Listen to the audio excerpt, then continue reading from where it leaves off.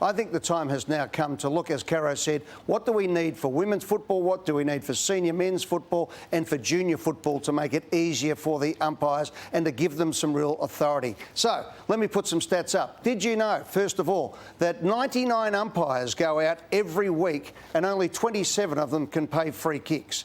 So at the moment, I reckon the umpires, the field umpires, are getting run into the ground and it's not helping them. Let's go to the next graphic here and I'll show you what I want to do. I want to bring in 5 teams of umpires, including the emergency. So that's 5 times 9, 45 umpires. Not 99, 45 umpires. That'll mean there'll be no boundary umpires or no goal umpires, but I'll show you what I mean by that in a few moments' time.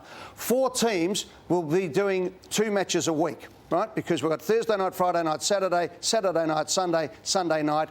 These guys, because they won't have to run, or women who can come in bigger numbers into the men's competition as well, will not have to run so much, so they can do 2 a week. 1, because there's a 9th game, can be for the team that has to fly the furthest to officiate, and that can rotate through. So we're not killing the umpires every week. All right, they don't have to run 15, 16, 17 kilometres a game. We keep making excuses for players who can't kick a goal from 20 metres out late in the game because they're too tired. Well, how do you reckon the umpires are going by the time they get to the 10-minute mark, 10 minutes to go in the last quarter in a game where it's been up and down, up and down? OK, and as you can see there, the second game, goals swap with the field there. So that's what I've said. When I show you the next graphic, whack it up, you'll see that there are 2 umpires in the goals at each end. In the second game of the weekend, they would come onto the ground and they would swap over.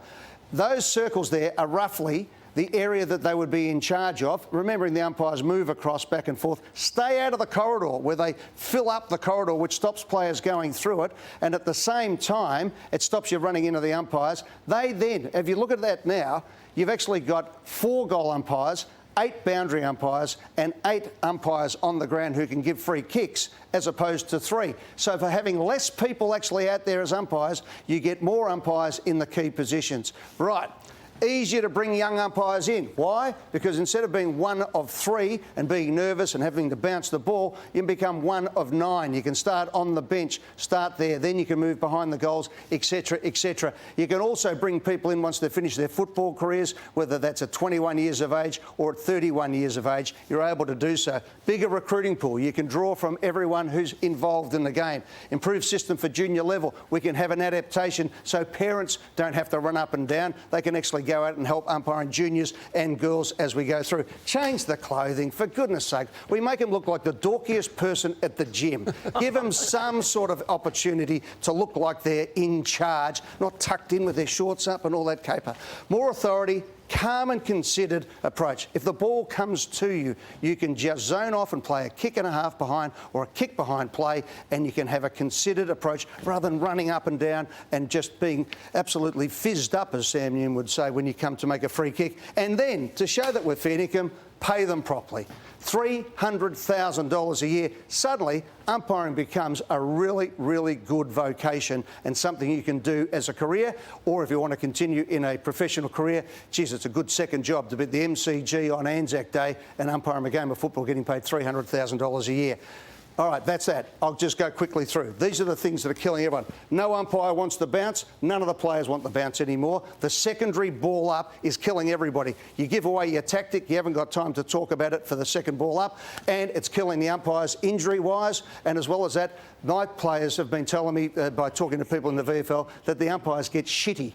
Quote, unquote. They get shitty when they muck up their bounce and they feel they're under pressure. Get rid of it. No explaining decisions. Just say, in the back, Lloyd, your free kick. I don't want to hear your life story, umpires. Just because you've got a microphone on doesn't mean you have to talk. You're not entertainers, you're umpires. 666 infringement. All right, we've got leadership groups of 20 in some clubs these days or something like that. Count to 6. You've got 45 seconds to put one in. Free kick. No more. Next time we'll give you a free kick. No, you get a free kick. Get rid of it off the boot, 15 metres. If it's touched and you take a mark, it's a mark. If it goes through for a goal and has been touched from 45 metres, why do you get a bonus for not smothering properly? It's a goal. It gets rid of all the score reviews, hits the post, it's a goal. It's a hit supposed to go through. If it hits and comes out, it's a point. And touched on the line, if you punch it through or save the day, it's a point. It's as simple as that. The last one is this. If you don't have any boundary umpires, you can either have the last touch rule, you can have the field umpire who can come in 10 metres. It's not that hard to come in 10 metres and go whooshka. Or what the AFL are talking about is that the umpire comes in 20 metres and throws the ball up, and we start that way. Ed, this is not a blueprint for umpiring. This is a blueprint to completely change the game. No, it's not. We change the game every week. I like some of your umpiring ideas, but if it hits the post, it's a goal. Well, look, you're getting rid of the centre bounce. I mean, just because players, touching the ball, it's a goal.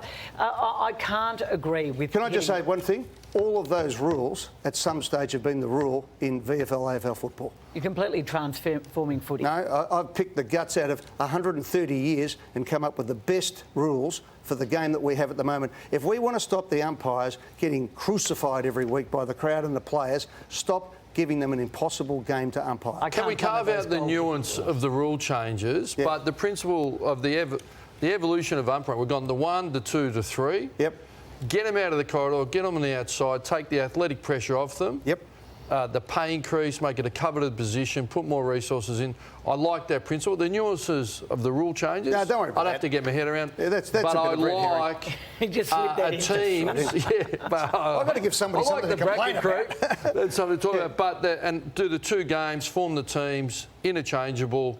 I like the principle. One thing I'd say, though, is it's a specialised role to be a central field umpire, and it's a specialised role to be a goal umpire. So I think being able to goal umpire one day... You don't have 9 Metstevics. Like whether we can find enough, Ed, that are good enough to... And I think it's tough.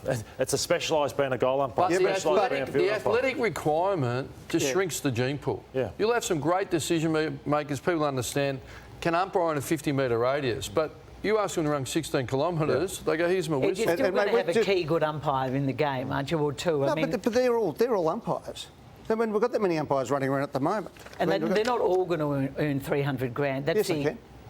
Well, some are going to be better than others and earn more than others, aren't they? Well, you can give them more, but I'd make it a senior job. So they're full-time, everyone's full-time? No, they can do whatever they like. It'd be full-time. They can keep their job if they're good enough to do it. You've just got to turn up twice a week, do your training, and they are a central part of the game. Stop making the umpires the afterthought. Make them a key part of the game.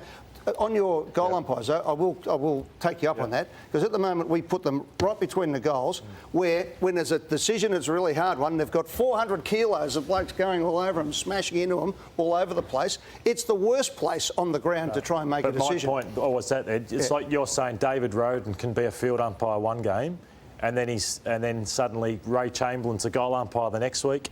David Roden's the field umpire the next week. But as I think a it's a goal umpire, specialist. you're still making decisions on the game. Because you're the goal umpire, you're giving a free kick to the fullback who's pulling your shorts down or whacking you in the back of the head. But you were saying bring David into the central roles, weren't you? If he's good enough to get central. But do you think he could run fifth with respect? No, but it's still about making key decisions. That's field umpires are much tougher. But mate, in that position, you've only got to look after, I'll say yards, because it used to be 7 yards between the goal post and the point post. At the moment, you've got to run up and back if you're a goal umpire, some 30, 25 metres. These guys only have to look after 7 metres. It didn't go through mine, didn't go through yours, it's a goal. I mean, Paul Roos spoke a long time ago about how much time do umpires commit during the week before they get to games and over. None of us know sitting here, do we? I think we all think it would be more than it actually is. Ed, you've left us all with a lot to think about. I can't cover the touch ball being a goal, but we'll move on to the Western Bulldogs. Can I just say this, though? How many times before we got the cameras up the ground did we not know that it was touched anyway? It's been going on since time immemorial.